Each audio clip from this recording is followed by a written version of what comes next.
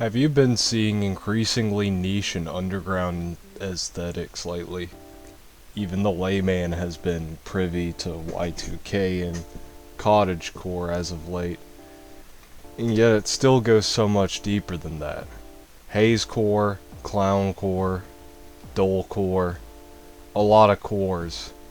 However, I'm pretty sure even in the near future, Cletus down the street will be very aware of a few obscure ones too. Probably somewhere near the singularity. Nothing human makes it out of the near future. Let's talk about how this all correlates. Your ego is the story that you tell yourself, and it defines yourself. It's the sum of your memories and behavior patterns. That's not everything that makes you a person, but that's the gist of what an ego is. There's a giant blob of information that's feeding off of that ego, which is the internet. Is that a good or a bad thing? The answer to that is above my pay grade. However, I can tell you that if you've known anything about internet subcultures for more than 8 years, you're probably somewhat disaffected. Now, if you lack identity, it's already made up for you waiting somewhere on the internet. But if you do have an identity to begin with that's entirely original, you can bring it to the internet so it can recycle it and give pieces of that to people that don't have an identity. One of these identities that's already waiting for you that you can take a piece of and assimilate into yourself is Otherkin. It's a group of, from a certain point of view, disaffected individuals. They're epistemologically human, but ontologically animal. They would say they have the soul of an animal. They would identify themselves as an animal. This may stem from neurodivergent thought or too much time on the internet. A conservative point of view would be, bro, you're not a Native American shaman, you're in middle class suburbia in 2024. A more liberal perspective would be like, okay, that's cool, I kind of vibe with that. Now, people that struggle with mental and personality disorders are often made to feel less or different to a human because of alternative behavior patterns, and they might find solace in actually identifying as something different to a human. I don't know if this is a negative coping mechanism or it might be considered a positive coping mechanism if we were, say, a more accepting society with less of this cringe culture or whatever. Less of a, say, stigma around this kind of behavior.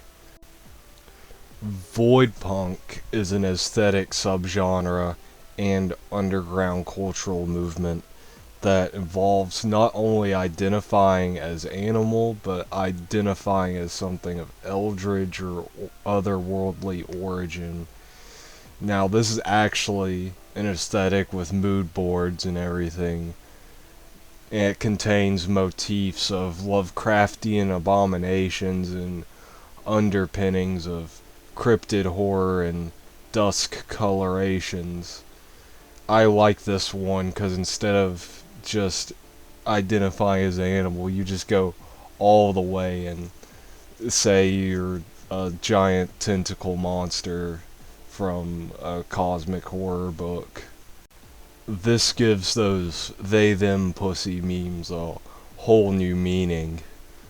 Now, where does this tie into aesthetics?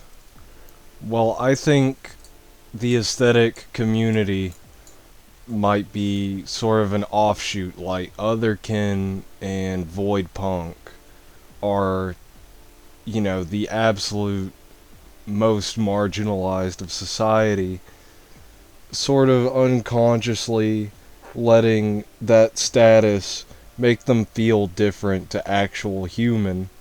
And the whole idea of aesthetic seems to come from people living their lives through the internet, using these images to simulate a sense of being out in the world, because all these things are in common at the point of they don't really fit well into society or really have much acceptance.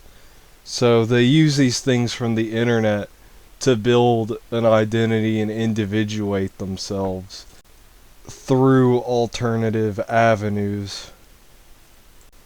As in an increasingly antagonistic and divided world where people are more and more willing to point out the differences between each other, people need to find increasingly escapist ways to cope and escape from this reality.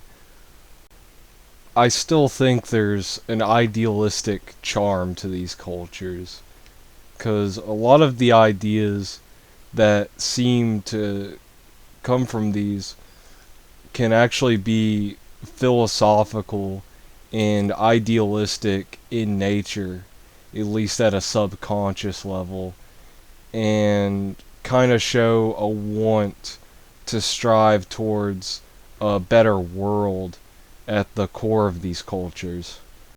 So, next time you see that weird kid in class with the cat ears on, or that weird person at work that smells like fish and always puts some whack shit on the ox, invite them over to watch an Adam Sandler film or something, and show them that there's some cool things about normie culture, and maybe you can even learn a couple good lessons from whatever they're following.